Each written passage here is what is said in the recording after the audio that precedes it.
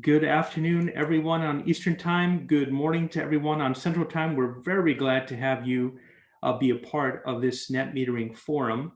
My name is Jesse Carbon, and I'm the Executive Director of the Hoosier Environmental Council. And I am very happy to share with you that this is the 7th public policy forum that the Hoosier Environmental Council has organized in 2021. And this particular one, I'm very pleased to be doing so in partnership with Solar United Neighbors, Solarize Indiana, Citizens Action Coalition, Carmel Green Initiative, and Indiana DG. It's a great group of partners that have been working on solar for many years. The focus of this particular forum is, as I said, on net metering. And we're very intentionally having this forum today, June 30th, 2021, because literally 1 year from now, barring any legislative change in the 2022 session, net metering is going to end in Indiana. And Indiana is already one of the first states in America that is in the process of phasing out net metering through the legislative process.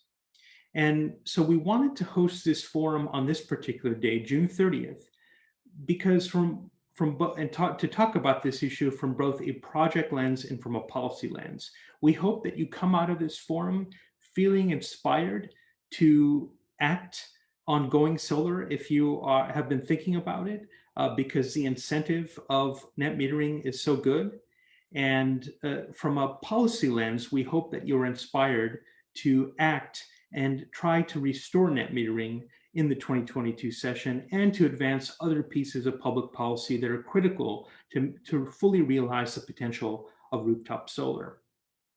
So with that context laid out and the objectives of our forum, one final step before I turn this over to some of my colleagues here, and that is to reacquaint you with what we request of our listeners, which is to please share your comments and your questions in the chat stream that you will see directly below the live stream of this event on facebook.com/HeckWeb. Please put your comments and questions there, and I'll try to integrate them, particularly when we get to the point of the Q&A conversation. So the first part of this forum is going to be focused on some mini presentations, and then the second half will be focused on a roundtable, and I'll introduce everyone as they come on screen. So we'll start this program with Zach Schalk, our colleague from Solar United Neighbors. Zach, welcome. Thank you, Jesse, and thank you to Hoosier Environmental Council for hosting us today. Jesse, I will let you go ahead and share your screen if that's okay with the slides. But I am going to kick things off by talking about why rooftop solar is not just good for solar owners, but good for everybody, and why you can go solar right here in Indiana today. So while we're getting those slides up, I think you can see that we have,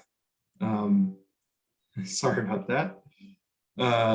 We like to start this presentation just by making sure that everybody is kind of grounded in the fact that we have plenty of sunshine here in Indiana. This map shows the available solar resource that was tracked by the National Renewable Energy Laboratory, and they show that Indiana is right there in the middle. And what's nice about this map is you can compare Indiana directly to Germany, which has some of the highest rates of solar penetration in the entire world. So if they can do it in Germany, we can definitely do it here in Indiana. Next slide, please, Jesse. So we might as well use some of that sunshine that we get here and harvest it to pay your electric bills. And oftentimes rooftop solar in particular is framed as something that's good for the actual solar owner. But I want to make sure that everybody understands that rooftop solar actually benefits everybody. And so if we want to invest in a clean, just, and equitable energy system, rooftop solar is an important part of that equation. Rooftop solar helps to lower energy bills, obviously for the homeowner who's generating their own electricity, but it also lowers overall system costs and creates a more resilient electric grid. It drives local jobs and investment. It leads to improved public health from generating clean, renewable energy, and also leads to more energy freedom and allows Hoosiers to produce their own energy locally. And so if we're invested in decarbonizing our energy system in a cost-effective way, rooftop solar is a critical part of that equation. Next slide, please. And the great news is that Hoosiers all over the state are making that choice and investing in their energy freedom with rooftop solar. So this map comes from Siren Solar. You can see some of the growth in rooftop solar just in the last decade. But the reality is we only have about 4,000, between 4,000 and 5,000 net metered customers around the state. And so there's a lot of opportunity to continue to grow. Next slide, please. So just before I hand it off to my other colleagues for this presentation, I did just want to end with a little bit of an overview of how your solar system will actually work if you do install rooftop solar. So basically, this diagram shows a simplified version of the average rooftop solar installation, but really the setup is the same no matter what your configuration looks like, and whether those panels are on the roof or on a barn or your garage detached from your home or in a ground mount. There's still the same basic components. So you have the solar array, which is the panels strung together. They capture energy from the sun and turn that energy into direct current or DC electricity. That DC electricity then goes to the next system component, which is your inverter. That's the part of your system that takes the direct current electricity and turns it into the alternating current or AC electricity that we actually use in our homes. And then that AC electricity flows to your electrical panel where all of your circuits connect. And if you do have the solar installed at your home or your business and you have a load in that home, you have lights on, you have television on, those electrons will get spin up at your home or business first. But then if you generate a little bit more electricity than you're actually using at a given moment, that electricity will go out through your utility meter and will serve your neighbors and your neighbors' neighbors until those electrons are spin up. And I think that's where my colleague Leah will pick it up next to talk about net metering, how you're able to benefit from the electricity that you send to your neighbors on the electric grid. Great. Thank you so much, Zach. And yes, on to Leah with Solarize Indiana, who will be complementing Zach's presentation and pivoting us from talking about the technology and talking about the project to talking about net metering. So Leah, take it away. Yes, I'm going to talk about net metering, what it is, and why it matters. Go ahead and advance to the next slide. Great. So what is net metering? Net metering allows for an equal exchange of electricity that's produced and electricity that's consumed without valuing those two streams differently. So that's really why it's important. When you generate more than you use, that extra electricity will flow back and then you receive that credit. And that credit can actually build up and roll over from month to month and apply to future months where you may actually use more than what you're producing, for example, in winter months. And that's how it impacts your monthly electric bill as you bank those credits and then draw down on them later when you need them. For additional information on net metering, I have linked to the IURC net metering page, which has a lot of the figures on where utilities are at with available net metering capacity. Next slide, please. So this graphic really helps me visualize why net metering is so important from a practical perspective. You look at the daily solar production in orange on the left, and you look at the blue line being a representation of someone like me who goes to work during the day usually. So I'm using a lot of electricity during the morning and during the evening, not a lot during the day. And so there's a mismatch between my solar panel production and my usage. And net metering allows to shift that excess, which is where the solar does not overlap my demand, and shift that to periods of time like the night, or on the right to different months. So let's pretend that demand is flat every month of the year.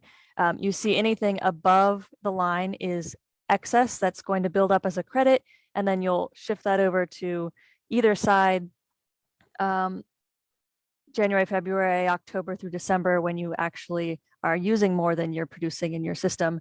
And so it's evening that out. And so when we talk about producing 100% of the electricity you use. We are talking about producing enough in the sunny months to cover what you need in the winter months. And that's really why net metering is so important from a practical perspective. Next slide, please. And then I just wanted to share, since the beginning of net metering, how far we've come in net metering capacity throughout the state. So this shows both in terms of the number of customers and the capacity, how it's really grown. Net metering started off in 2004, and then there were some improvements made in 2011. And of course, the costs of solar have fallen at the same time. So there are many factors that have driven the increase, but we've really seen a growth in that. And net metering is no small part of what has made that so attractive. This does say wind and solar here, and I just want to go over also the eligibility for net metering. So it's not just solar, though we tend to talk about it synonymously, because net metered projects can be wind, solar, biomass that generates electricity, fuel cells. But I did the calculations for NIPSCO in Indiana, Michigan Power in Northern Indiana, where I'm located, and it was 90 to 98% of net metering capacity was solar. So that's why we tend to talk about the two together. Also eligibility, when we talk about the phase out of net metering, if you have a rural utility or a municipal utility, this change is not affecting you, because you never were required, your utility was never required to offer net metering to you by the state, because municipal and cooperative utilities set their own rules. And so you may have, like Marshall County REMC has a pretty decent value for your excess electricity. I think it's close to 9 cents compared to typical wholesale rates, which are around 3 cents. And so that's not to say that it's not feasible for you. You just definitely want to go and request your own distributed generation tariffs, just to see what the financial picture would be for you if you are not investor-owned utilities. So Duke, NIPSCO, Indiana, Michigan Power, AEP, CenterPoint, formerly Vectren, AES Indiana, formerly Indianapolis Power and Light. So that's another important consideration. Also, if you're an institution, there is a cap of megawatt there on net metering to be aware of. And then as far as an overall cap of who can benefit, each utility is limited to 1.5% of their summer peak demand of what they are required to offer in net metering capacity. And then of that, 40% has been reserved for residential. So that's really the room we have to grow over the next year. Unfortunately, when I looked at the numbers from the end of 2020, in the NIPSCO and I&M service territory, we'd only used like 30% of the capacity available to residential. So that meant that by my calculation, there were about 1,000 to 2,000 homes that could get net metering that will lose that opportunity. And that's a 5 to 10 kW project size. So we're leaving something on the table and leaving those benefits on the table between now and the next year. Next slide, please. So I want to talk a little bit about net metering and the return on investment in the payback period. And payback period can really range from a number of factors, from the electricity rates that you pay based on your customer class, based on your utilities tariffs. It can also vary based on whether you can take advantage of the federal tax credit, which is available to residences and businesses. Businesses can take advantage of accelerated depreciation. Rural small businesses and farmers can take advantage of the USDA Rural Energy for America program. So there's just a lot of things that might affect your payback period.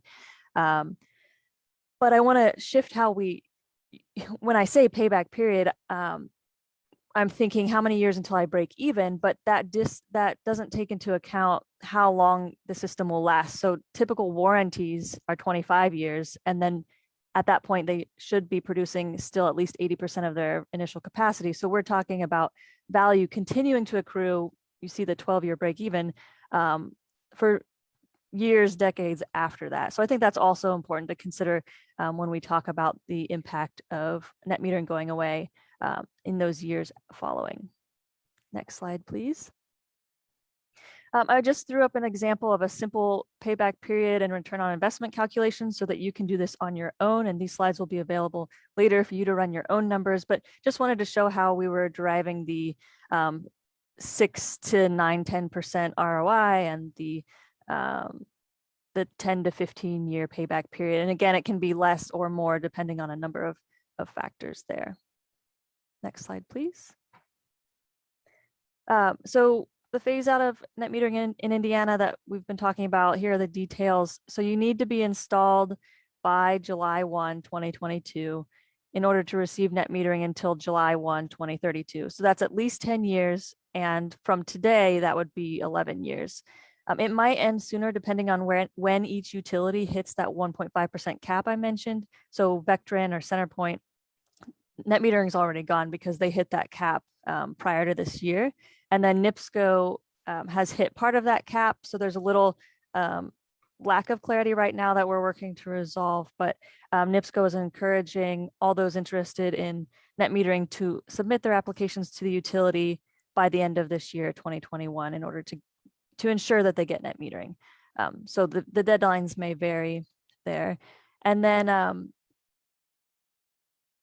whenever we leave net metering, and it varies by utility, we don't know exactly what rate we'll be on. So CenterPoint Vectren has already set their rates. It ended up being less than 3 cents. We expected wholesale plus 25% to be somewhere around 3.5, 4.25 cents, but it ended up being even lower than that in this one case. So we'll be closely watching what rates utilities are setting across the state over the coming year.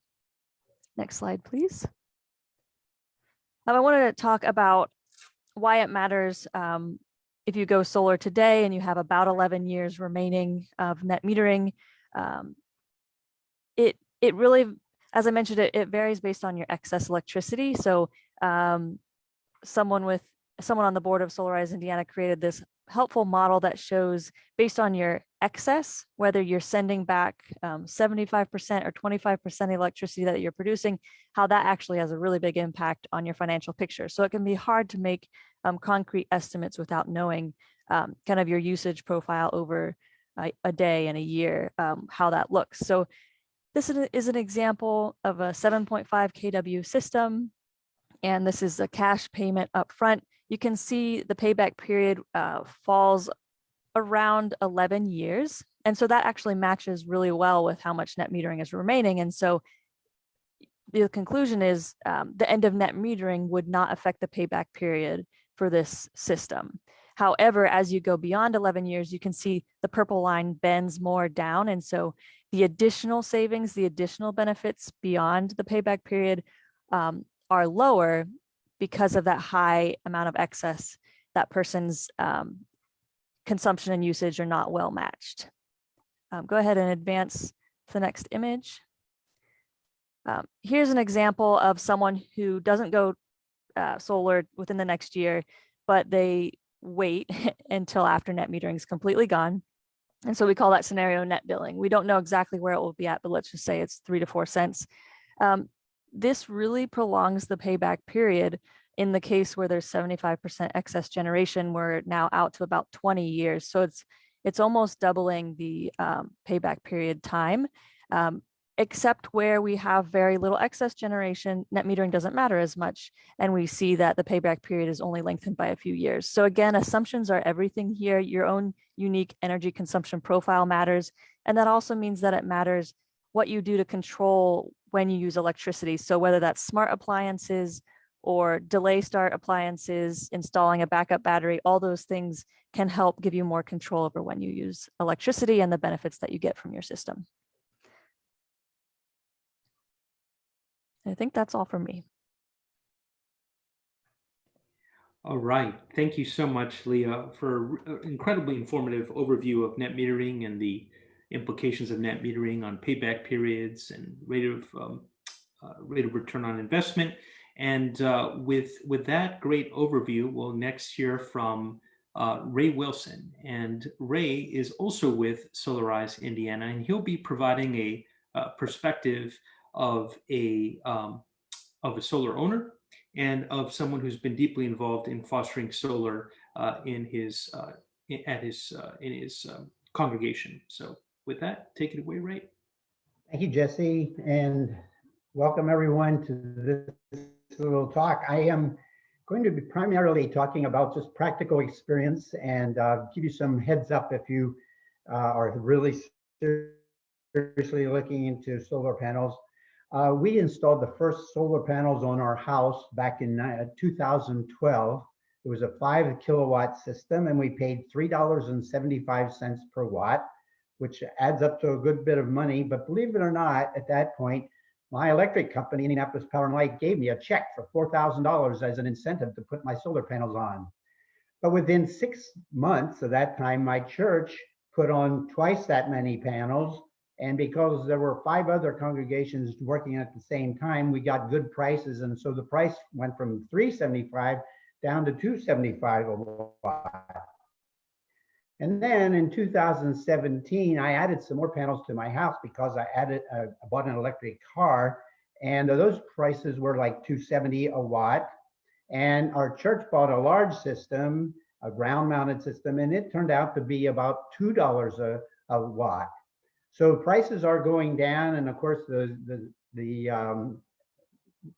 what you learn from this is that the larger system, the lower the cost per watt. Okay, I want to tell you some really practical things that I've run across, and you'll want to think about these things when you're making a decision, which vendor to go with, what system to buy, and they're pretty practical. First of all, just to follow up, the prices right now are about as low as I've ever seen them, and now is definitely the time to buy solar panels. You can get a good system for about $2.50 a watt. Very practical thing. Don't put solar panels on your roof if the roof is not in good condition. People use the decision point about if your roof is older than 10 years, you want to get a new roof before you put solar panels on that. I have experience with that. Our church had to take our solar panels off, put a new roof on, and then put them back, and that's not cheap. You don't want to spend the money that way. Another thing that I've learned is trees are important. Trees that are going to shade your solar panels are not a good thing, which only makes sense. But we had a large tree in our yard, and our solar panels started getting shaded about 2:30 or 3 in the afternoon. And finally, we decided we're going to cut it down. And it turns out that the tree was taking 30% of what our solar panels were able to produce. And I can tell you this, no one wants to cut a tree down, but solar panels are so much more effective at reducing carbon emissions than trees are. So I wouldn't hesitate to cut down a tree to put solar panels on my roof.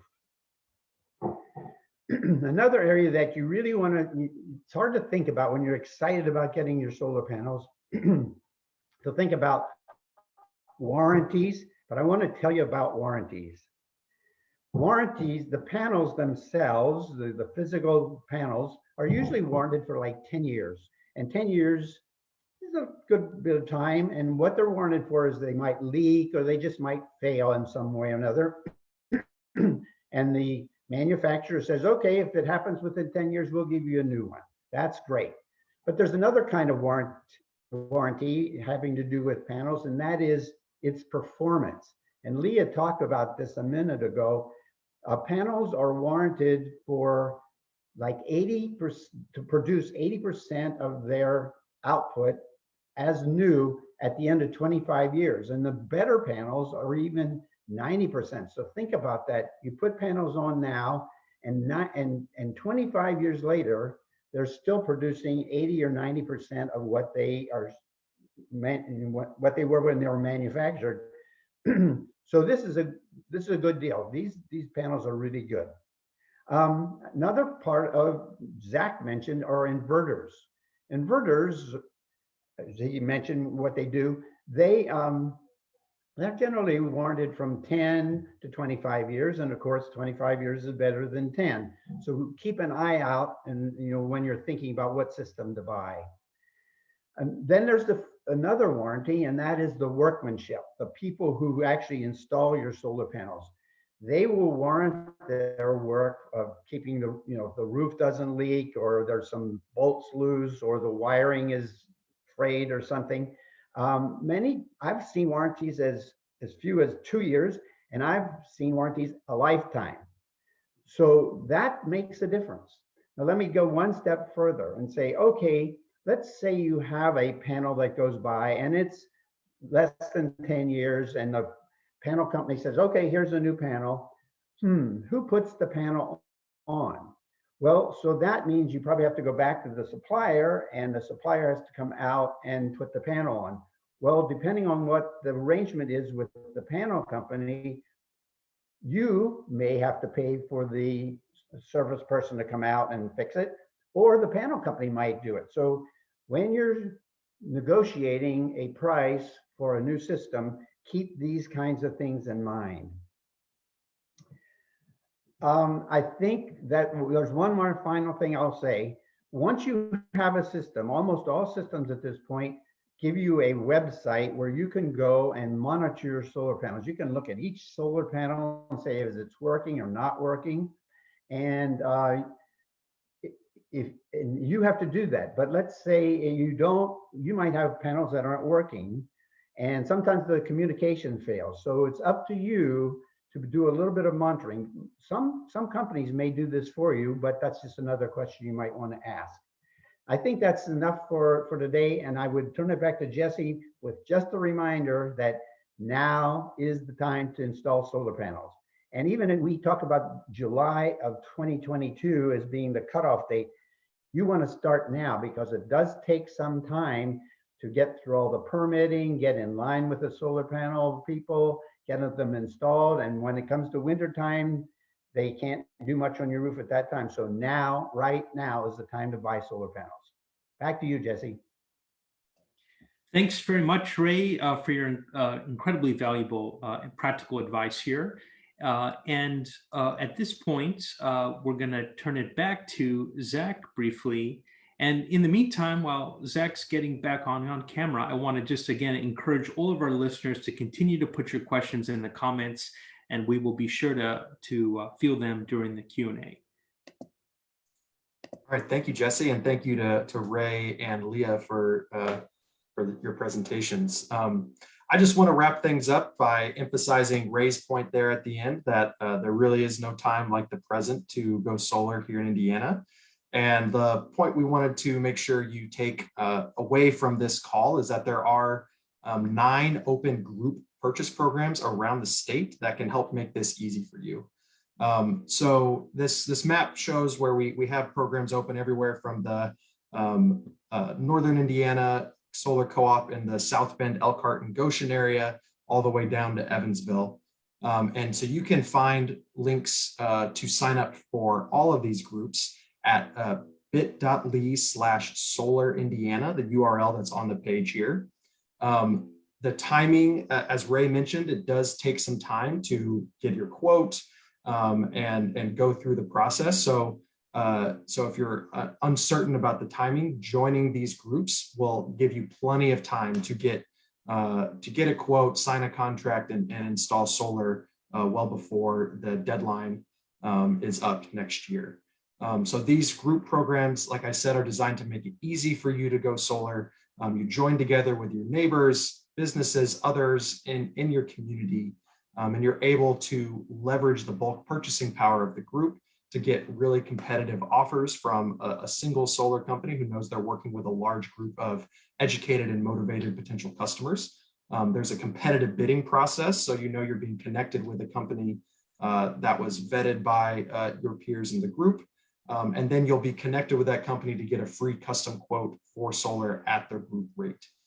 So there's really no downside if you're interested, you just want to see a quote, or if you're highly motivated, ready to install solar, joining these groups that are open, hopefully in a community near you, can make the process much easier. And then both Solar United Neighbors or Solarize Indiana, depending on where you are located in the state, are here to help you out and answer any questions that you have.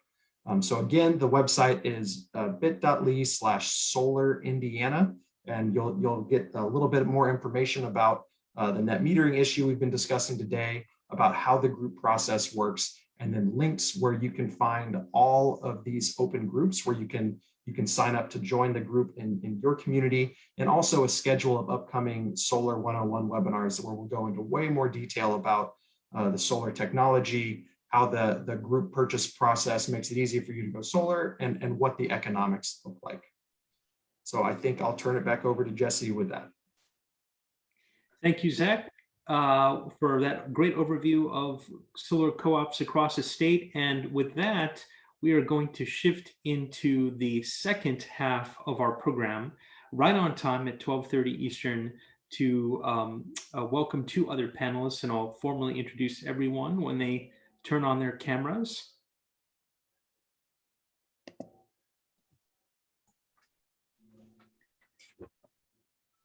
All right, we're just waiting on one of our speakers to turn on their camera.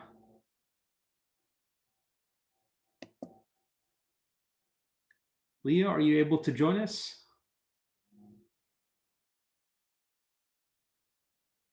All right, great.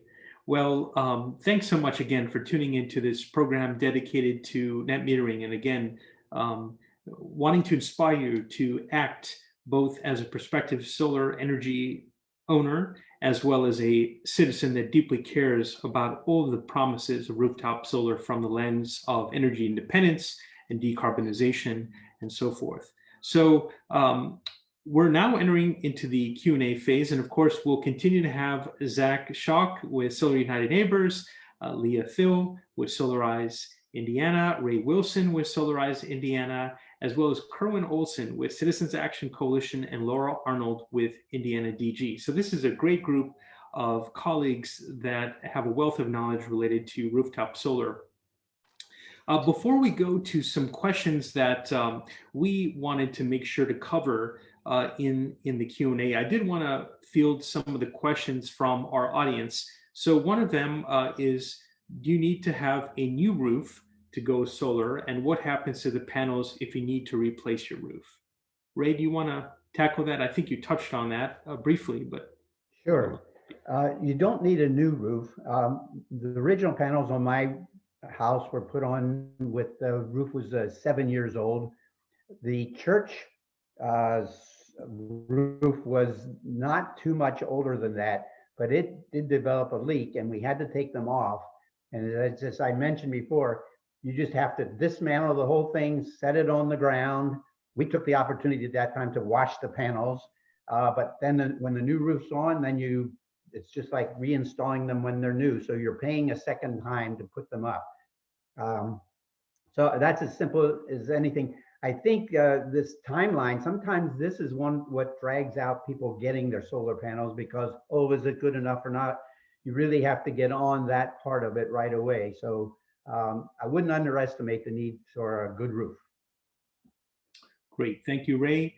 The next question is from Robin, and the question is, the guy I talked to up here says that solar can get hot and start fires. He suggests not going with rooftop solar, but going with ground mounted solar. Can you comment on that? I can jump in real quick and just say that a properly installed rooftop solar system is safe. So that's really not a concern. If you have space to do a ground mount, then that's totally up to you. You should be able to make that decision. But as long as the system is properly installed, you shouldn't have any safety concerns. All right, great. Thanks, Zach. And there's a policy-related question that someone has asked, which we will definitely get to here. One more kind of project development-related question. Where does one locate storage battery to integrate effectively with net metering? I'll jump in. It's anywhere you have space for it. Usually you find them on a wall, in a garage. I presume they could go in a basement. There would be nothing wrong with that. It's just a matter of where you have them, that you can get to them to service them, and where you're not going to bump into them, and where they're close as they can be actually to where your electric panel would be helpful. All right, excellent, thank you. All right, well, let's pivot now to some of the policy related questions that we wanted to make sure to cover. And this one will go to Kerwin with Citizens Action Coalition. In 2017, Indiana began a 5-year phase out of net metering because of SEA, Senate Enrolled Act 309. Why was it passed? And have there been efforts to repeal 389 or at least extend the life of net metering beyond June 30th, 2022?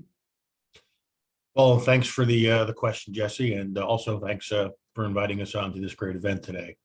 Well, I think it goes without saying that utilities have always been resistant to any customer-owned generation, as customer-owned generation is energy that they are not selling and making money off of. So I think that's sort of stating the obvious. But as we saw a precipitous drop in solar through the last 10 years, falling costs of DG, if you will, there was a concerted and deliberate effort by primarily the investor-owned utilities led by the Edison Electric Institute nationwide. There was a now infamous report released in 2013 known as Disruptive Challenges that predicted this quote unquote utility death spiral, if you will, as a result of the falling costs of distributed generation that was going to lead to the erosion of revenues and the declining of profits and rising costs from utilities. And so as a result of this very, very effective PR campaign, as well as lobbying both at the congressional level and in every state, the utilities collectively began an all-out assault, if you will, on policies related to the incentives and advancements of DG, most notably net metering. They started this drumbeat in the Indiana State House around about 2014, 2015. We saw the introduction of the very first kill net metering bill in Indiana in 2015 that ultimately failed, fortunately.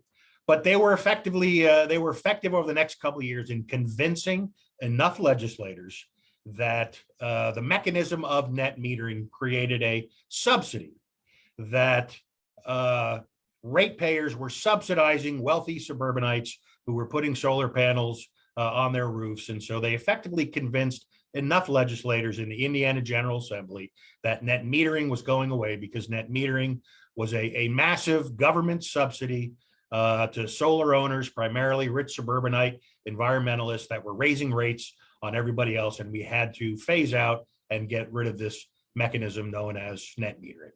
So it was a concerted effort over a number of years in building a drumbeat and convincing enough lawmakers to get rid of it. And to your second question, yes, we've seen bills introduced just about every year to repeal 309 or roll back 309 or extend net metering. 2019, we had a bipartisan bill with 2 Republican senators, 2 Democratic senators on the bill. 2020, we had 2 bills in the House regarding net metering. And of course, last year in 2021, we had 3 bills introduced in the General Assembly, 2 of those from Republicans, 1 of those from Democrats. But unfortunately, none of those bills, despite efforts by all of us on this call today, and I'm sure many that are also watching, despite efforts to get those bills heard, none of those bills got a hearing at the State House, as both the Senate and utility chairs basically refused to hear those pieces of legislation. Thank you, Kerwin, for that very valuable historical context. The next question will be to Zach, and that is, with 309 now in place, the law of the land, so to speak, with respect to distributed generation, what is the generic formula for how solar owners will be credited when net metering fully phases out, according to SEA 309? Well, Leah touched on this a little bit in her presentation. In SEA 309, it talks about compensating for excess distributed generation, the electricity that is sent back out onto the grid at a rate of the average wholesale rate, what the electric utility purchases electricity on the open market from, plus a 25% premium. That number is going to be different for different utilities, and there are ongoing proceedings that I think we'll talk about shortly to determine what that will look like in different areas. The one utility that has had a new EDG, or excess distributed generation tariff, adopted is CenterPoint down in Southwest Indiana around Evansville. And for them, the excess distributed generation rate ended up being 2.7 cents a kilowatt hour, compared to a retail rate of electricity that's more than 15 cents a kilowatt hour. That's an incredible difference. Thanks, Zach. The next question will be duly posed to Ray and Leah.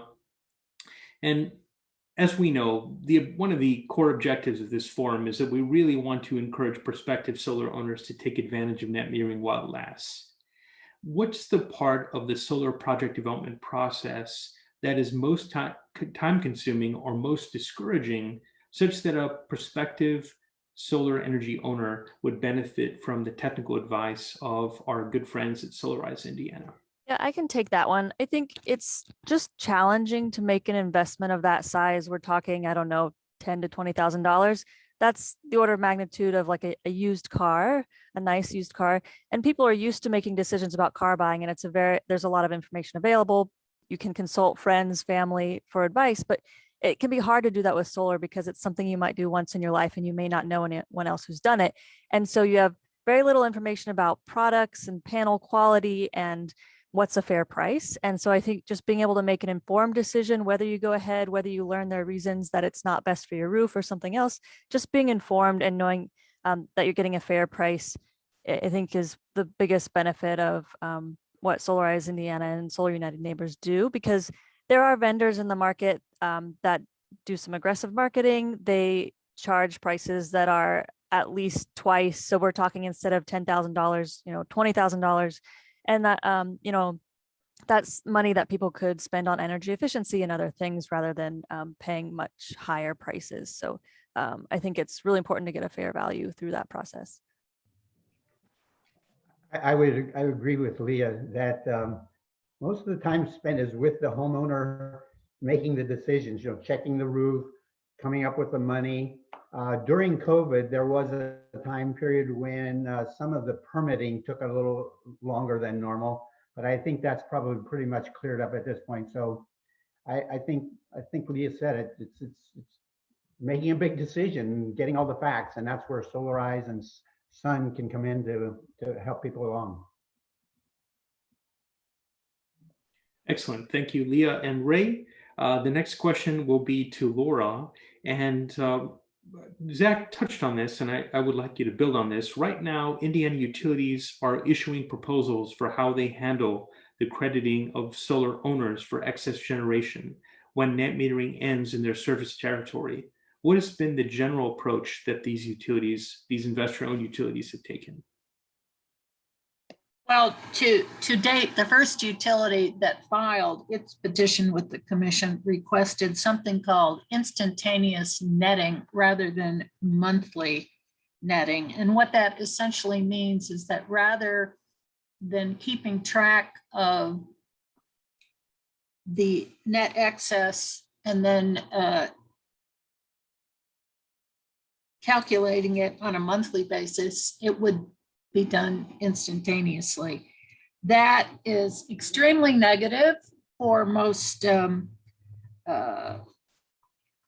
solar users. In the testimony that we presented in the Vectren case, we took one particular existing net metering customer, former Representative Ron Bacon, who has a rather large solar system in the Vectren service territory. And we asked Vectren to do an analysis of his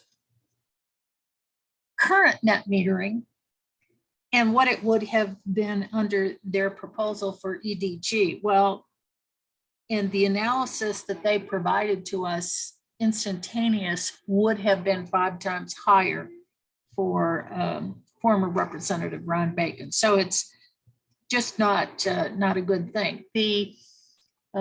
Since the Vectren order, now NIPSCO had initially proposed to offer monthly netting, but after the Vectren order came out, they changed their minds, rescinded that testimony, and they are now in lockstep with the other 3 investor-owned electric utilities in requesting instantaneous netting. I would say that the interveners, including the Office of Utility Consumer Counselor, believe that this particular methodology is not appropriate and is not approved under the Indiana state law or the Indiana Administrative Code. And since the Vectren order has gone out, there is a coordinated appeal to the Indiana Court of Appeals on this issue. Great, thank you, Laura. A question from the audience, which I may pose to either Laura or Kerwin, is: do you have clarity by if a for-profit utility, if an investor-owned utility has a let's see, interconnection. Let's see, if an interconnection is wanting to understand if an interconnection agreement grandfathers you in to current net metering, or if the system needs to be inspected or in service. We are having to litigate this point in Kentucky as they moved the qualifying event mid-process. I'll jump in here for if this was directed at Kerwin. I'm personally not familiar with the Kentucky Public Service Commission rules, and therefore would really prefer not to comment. But one of our business members of Indiana DG does do extensive work in Kentucky, and I'd be happy to try to get this individual an answer. All right, thank you, Laura. We'll move on to the next question here, which is: what are public interest groups doing? This really builds on what Laura just said in the last formal question to this group. What are public interest groups doing in response to these utility proposals? I know you've talked about interventions before the Indiana Utility Regulatory Commission. Kerwin, do you want to build on Laura's response there? Yeah, well, I think folks should be aware that there are many, many groups, as Laura said, including the Office of Utility Consumer Counselor. There's my group at CAC, Indiana DG, SUN, Solarize Indiana, Environmental Law and Policy Center out of Chicago, Vote Solar, a national group. All of us are very, very active before the commission in litigating these current proceedings, most notably around the issue of instantaneous netting that Laura spoke to. There is a joint appeal at the commission on that veteran/Centerpoint order granting instantaneous netting. So I think all of us will continue to do all that we can in the litigation theater between the courts and the Regulatory Commission. And we are all very, very active, of course, in working the General Assembly in terms of getting better policy in place, whether that's repealing 309, extending net metering, coming up with a better successor tariff than what 309 delivers to customers. So this is a priority issue for many groups that are interested in environmental and energy and consumer issues. And so we're going to keep fighting, both before the regulators, before the courts, and the legislature. Great, Kerwin, thank you. And you've spoken about a number of different public interest groups that are weighing in on the successor tariffs that are being proposed by the different investor-owned utilities. Zach, can you comment on how everyday citizens might be able to weigh in and influence those proposals before the Utility Regulatory Commission? Sure. Well, briefly, all of the groups here represented on this call helped to mobilize solar supporters around the state to weigh in on that Centerpoint case, the first case to end net metering last year, and helped to direct hundreds of comments to the Office of Utility Consumer Counselor to help convince them to take this seriously and join our efforts. So that's one way that average folks have already weighed in and helped to build a strong partnership with in the case.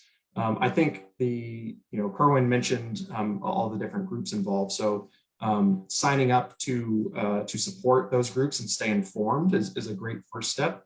I also think the other point that Kerwin made, that there's these ongoing regulatory processes, and then there's also the policy discussion at the State House. So a great thing that average folks can do is to talk to their elected officials at the local, state level, the county level. Let them know that this is an issue that's important to them, and try to make sure that their elected officials are paying attention to what's happening at both at the regulatory and the regulatory proceedings, and also trying to move proactive, fair solar policies forward, like extending and expanding net metering.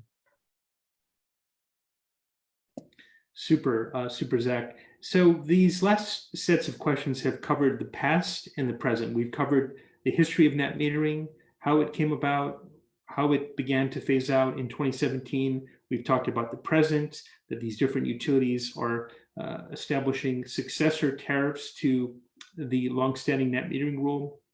We've talked about the importance, the ongoing efforts to try to change state legislative policy related to net metering. Now let's pivot to the future. And this question is to Leah, and that is, solar battery combined systems are becoming more affordable. How might their adoption in Indiana be impacted by the phase out of net metering? Sure, yeah. So I don't see people leaving the grid entirely, as you alluded to. I think there'll still be benefit in being connected to the grid unless religious or other remote locations. But definitely this will shift the equation and add more value to adding batteries, so that you can shift your electricity that would otherwise be excess and be losing 2/3 or more of that value, shifting that from day to night. What it won't do is shift that value from the sunnier months to the winter. So that may affect how someone still sizes their system, but at least that day to night, it'll help smooth out that mismatch between consumption and production. But there are other reasons that someone might also value battery systems. So that would be powering critical loads in the house, like medical devices, or if you're just tired of frequent power outages. I think it's a myth that, or a common misconception, that just having solar panels will get you through outages. They go down when the grid goes down to protect line workers. So I think there are a lot of reasons to value batteries already, but certainly the equation will just shift more in their favor in the future. Thank you. I would just add to that I expect that electric vehicles with big batteries in them will play a part in the future as far as being able to use this electricity in your car or your truck and then feed it into your home when you need it. Yeah. Excellent. If you're just tuning into this program, once again, we're spotlighting net metering and the fact that 1 year from now, net metering will end in Indiana, barring legislative action in the 2022 Indiana General Assembly. I want to definitely encourage our audience to continue to ask questions. We will do our very best to field them now. We have plenty of time, so to speak. We're planning to adjourn around 1:15 Eastern. So again, plenty of time to try to field your questions. Before I go to the next set question, a good question from our audience, from Shannon in our audience, is, this conversation is very much revolved around when it's come to consideration of solar. It's been revolving around prospective solar energy owners, whether it's a homeowner or business owner or a congregation or school or university. Let's maybe zoom out here briefly and look at the question of how an everyday citizen who doesn't have the wherewithal to go solar or to facilitate going solar for another end user, how they can promote renewable energy in their community.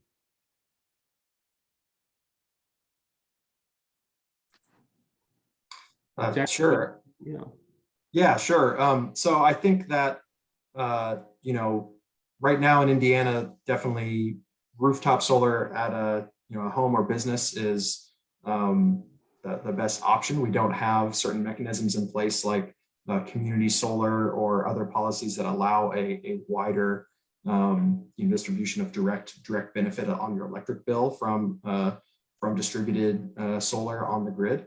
But for folks who can install solar themselves, there's obviously one direct thing to do is to let people who might be interested and might be able to install solar in a home and business know about these opportunities to install solar before net metering goes away in 2022.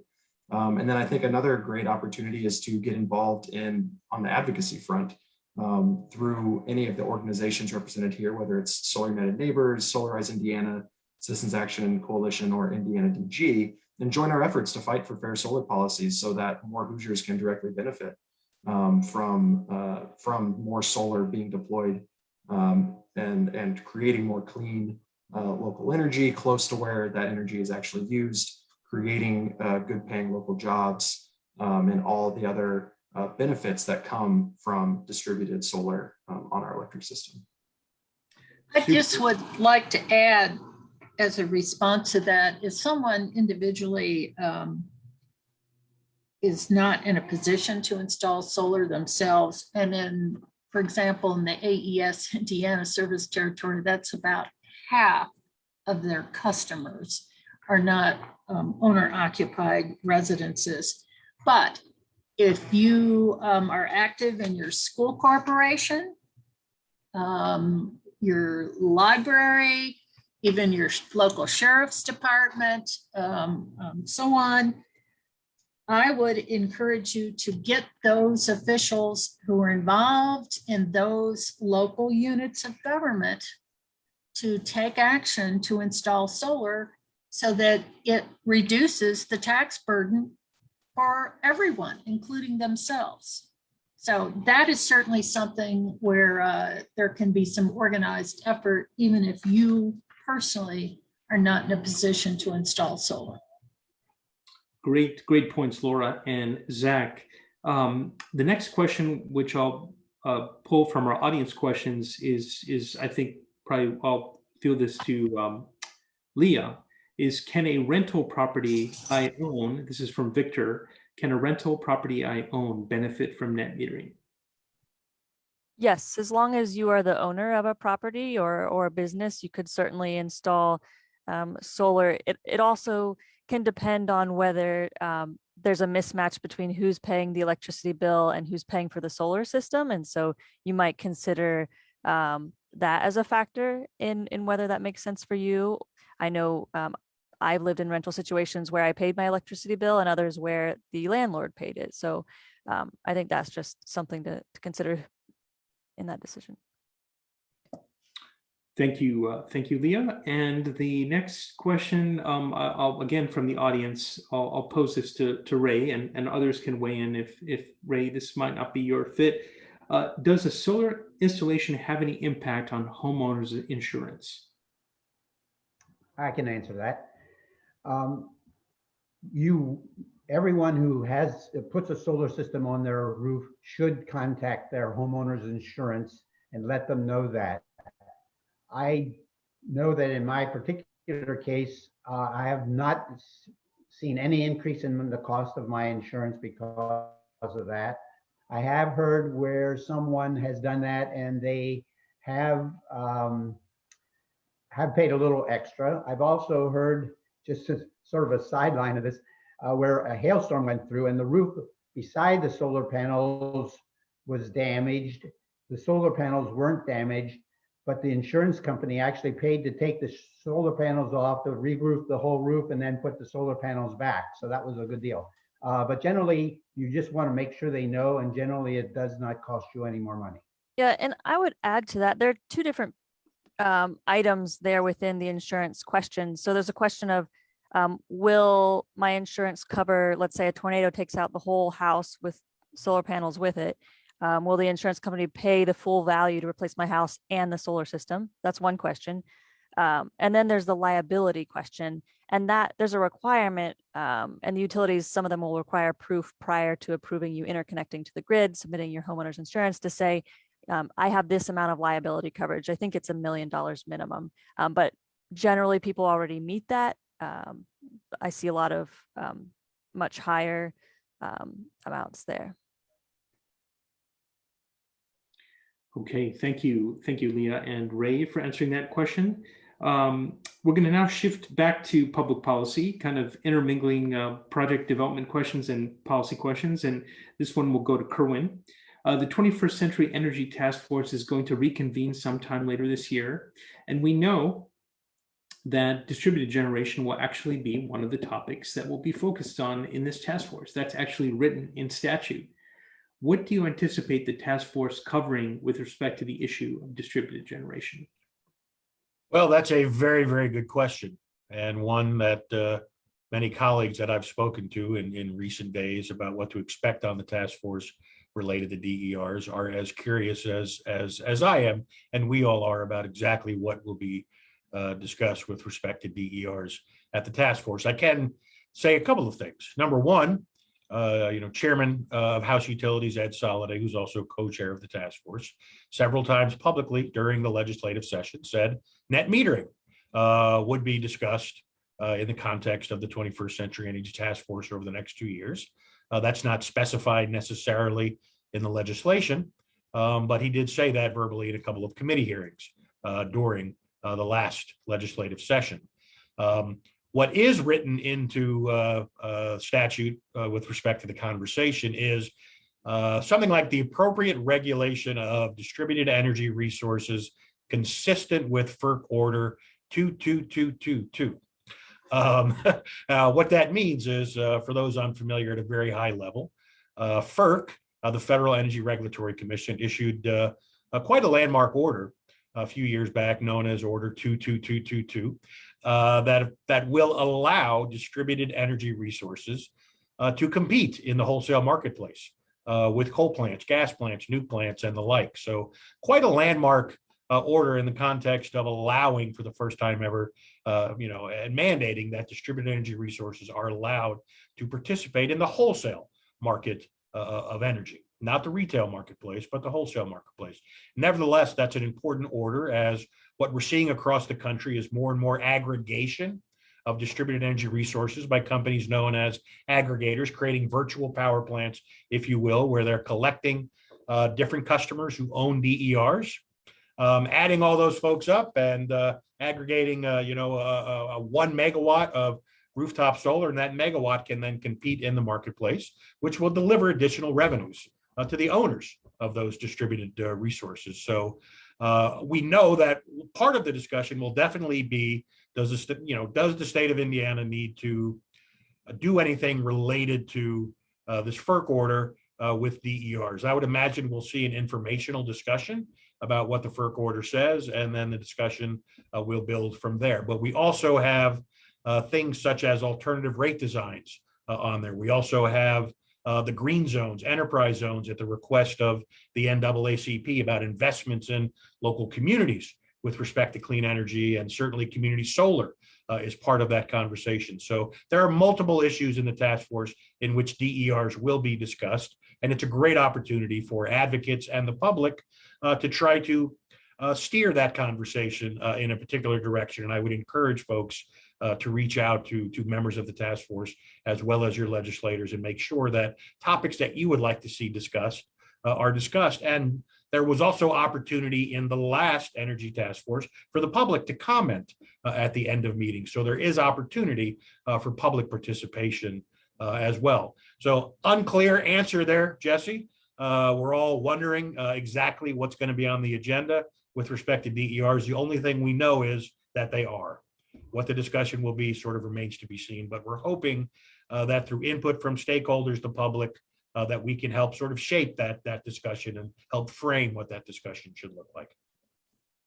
Thank you, Kerwin. And that nicely flows into a question for Laura, which is, what can everyday citizens do to try to influence the topics and the dynamic of the conversation that happens within the context of the task force?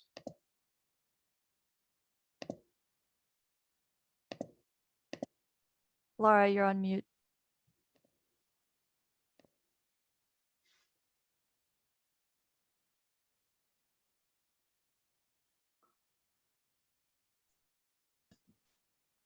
Laura? Okay, I'm back. Okay, great. These are the legislative members of the 21st Century Energy Task Force that will be meeting this year and next year. I have color-coded those. In red are the Republicans, and it indicates what their hometown is and then their legislative district. So this time there is not an equal number of Republicans and Democrats from the House and the Senate. It is weighted for more Republicans to serve. I would say this: if you live or reside in any of these legislative districts, and we'll show another slide in just a minute that explains the counties or the areas that these legislators cover, you need to try to schedule an appointment to sit down or have a virtual meeting with these legislators and educate them about the issues of net metering. I would encourage you to bring people who are currently net metering, along with others who wish to net meter, and explain the importance, not just to homeowners, but to small businesses and local units of government, including schools, as to why it would be important to extend this really, really important policy. Can we go to the next slide? Just So this helps you to understand, if you're not conversant with the districts, there are specific maps that are a little convoluted. And again, these will be the maps that will be in effect for the 2022 session of the Indiana General Assembly. So that will give you a much better idea of which counties and which areas these legislators represent. And I would very much encourage prioritizing getting to the Republican members of the committee. The Democrat members of the Energy Task Force, people like Representative Pierce or Representative Hatfield or Senator Yoder, I think are pretty much already on board. Senator Nagobsky from South Bend may need a little more persuasion and education. all right. Thank you, Laura, for sharing that really valuable information. And this live stream is going to be recorded. And so folks who didn't get a chance to capture that important information on that slide, please definitely review that in the recorded live stream. Okay, well, the next question that we will have, well, sticking with the topic of the task force for just a little bit longer, do we know, this is a question posed by Mike, if the task force is going to meet virtually or in person? I have every expectation those will be in-person meetings, with Governor Holcomb requiring all state employees to work in person now. I am almost certain that those will be in-person hearings at the State House. I would be surprised if it were otherwise, but I have no confirmation of that. But just where things are going generally in Indiana state government, all evidentiary hearings at agencies are becoming in-person. And so I would expect that the legislature will also follow that lead and basically do everything in person. Okay, thanks, Kerwin. The next question will be to Zach. Citizens need to keep talking about to their lawmakers about advancing legislation that will make rooftop solar more accessible and more affordable.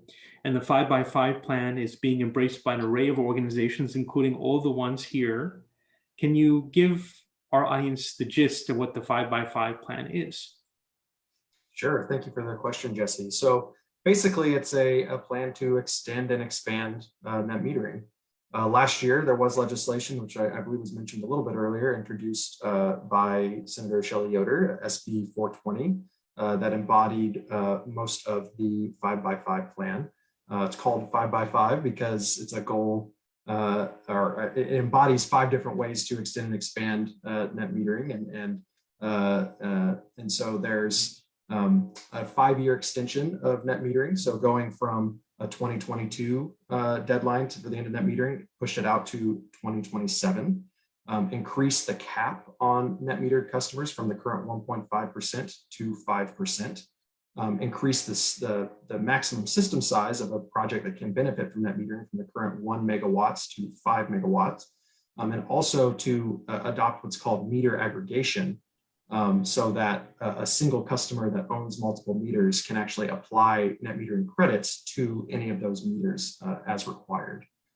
So those were the components of the 5x5 plan that were included in SB 420 as far as the expansion and extension of net metering. Another component is creating a real community solar program so that customers who don't have the ability to install solar on their own roofs, whether that's because they're renters or they live somewhere that for whatever reason won't allow for solar to be installed there, they can subscribe to a community solar program and receive credits on their on their electric bill as if they had solar on their roof.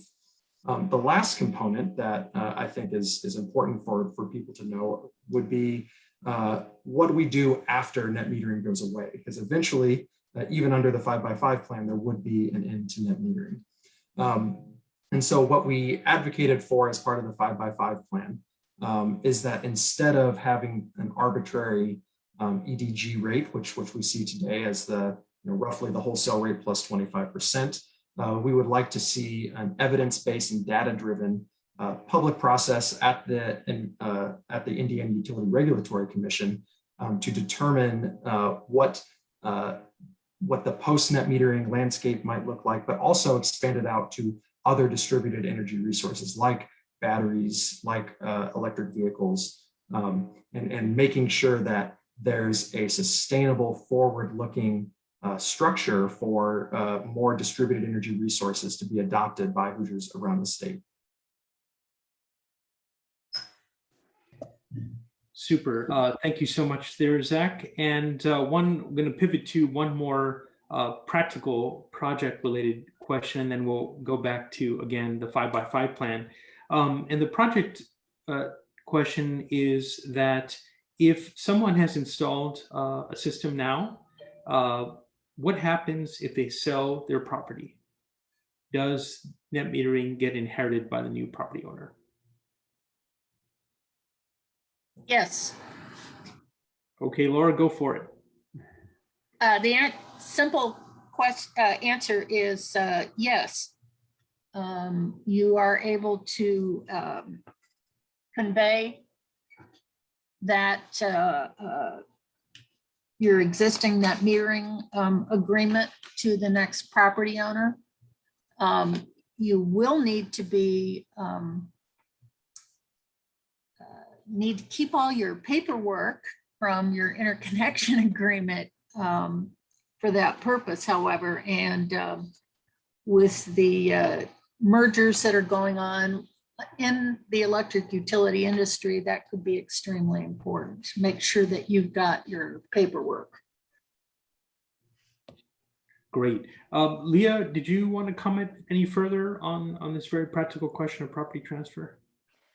No, I was just agreeing with Laura there that the IURC actually made it abundantly clear that that responsibility lies with the owners to ensure the future owners' rights there. And I don't know how many of us keep that good a track of papers, especially if these are being exchanged digitally. So it would make sense also to just make sure you actually print out this net metering document and keep it where you keep all of your safe documents for the benefit of, I mean, maybe the people who inherit or otherwise are disposing of your home may not be aware of this. So there's also been some suggestion that the net metering paperwork be filed publicly, like with the deed of your house. So go to the county recorder's office and have it go with your property. So if something happens to you or you're not cognizant at that time of what's going on, that, you know, those rights are protected for the good of the next owner.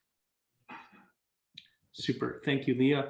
We're going to just we only have time for one more question, and this will again be revisiting the issue of the 5x5 plan. And I'll pose this first to Kerwin, and then Laura, if you have any additional comments, please weigh in. And that is, what is the conservative case for the 5x5 plan? Oh, well, that's a great question. Again, one of the questions I think that many of us struggle with, but I think the conservative idea behind the 5x5 plan, first of all, I think starts with energy independence. I think energy independence is a conservative ideal, and what is more energy independent, if you will, than policies that enable the self-generation of your own energy on your own property. I think the other conservative sort of ideal behind the 5x5 plan is there's nothing conservative or free market about monopolies. And so by allowing policies that encourage distributed generation, customer-owned generation, you're inviting competition into the marketplace, giving consumers choices, and not only opening up the market to more choices, but also that competition will ultimately drive down prices for everybody. So I think it's self-reliance, it's energy independence, and it's a true free market structure where there's competition in the marketplace and choice for customers.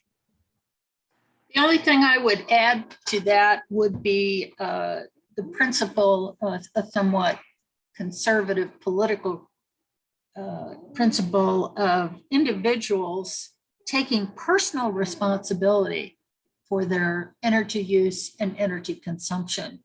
And I think that is one that resonates again with conservatives, that we shouldn't always be just looking to government, that we should make investments and take responsibility for ourselves and our own ways to reduce, for example, our fossil fuel usage and to reduce the impacts of climate change. And I think that's a very important additional theme to use with conservative office holders.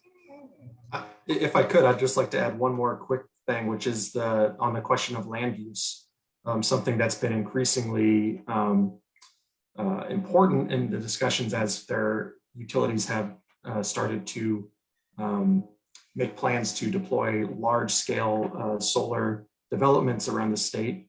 The 5x5 plan enables much more solar to be deployed on existing built space and avoid some of the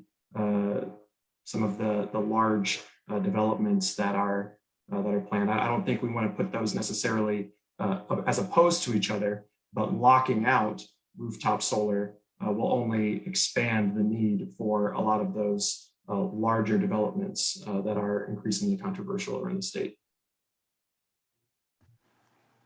Great. Thank you, Kerwin, Laura, and Zach for tackling that critical question.